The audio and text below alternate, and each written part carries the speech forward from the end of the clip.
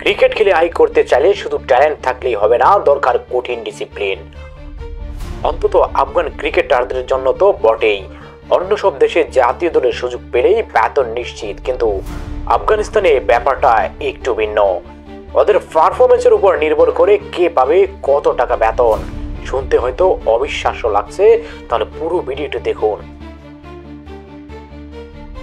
আফগানিস্তানে ক্রিকেট খেলা শুধু খেলা নয়, এটা একটা যুদ্ধের মতো। এখানে প্রতিটি ক্রিকেটারকে কঠিন পরিশ্রম করতে হয়, শুধু দলে থাকার জন্যই না, বরং বেতন পাওয়ার জন্য।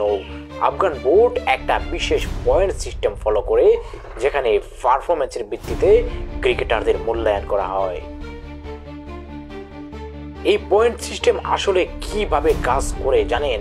ব্যাটিং এর বেলায় run, strike rate, batting average, bowling এর বেলায় উইকেট ইকোনমি, এবং ফিল্ডিং এর বেলায় ক্যাচ ধরা, রান আউট, এবং আচরণের বেলায় মাঠে ডিসিপ্লিন, কোচের নির্দেশনা মানা, সতীর্থদের সঙ্গে আচরণ। এই চারটি বিভাগ মিলিয়ে ক্রিকেটারদের পয়েন্ট নির্ধারণ করা হয়।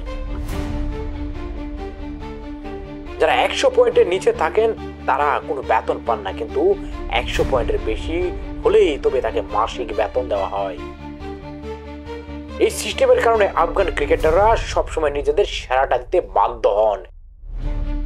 একজন খেলোয়াড় যদি ভালো পারফর্ম করতে না পারেন, তার ক্যারিয়ারে বড় সড় ধাক্কা খাওয়ার সম্ভাবনা থাকে। আর তাই আফগান ক্রিকেটে কেউ অলসতা দেখালে তার জায়গা একদমই নেই। এত কড়া নিয়ম কি আফগানিস্তান ক্রিকেটকে উন্নতি করছে? হ্যাঁ, অবশ্যই। দেখুন রশিদ খান, মোহাম্মদ নবী, মুজিবুর রহমানের মতো তারকারা কিভাবে বিশ্ব ক্রিকেটে নিজেদের জায়গা করে নিয়েছেন। এই কঠোর পরিশ্রমী আফগান ক্রিকেটকে এক অনন্য উচ্চতায় নিয়ে গেছে।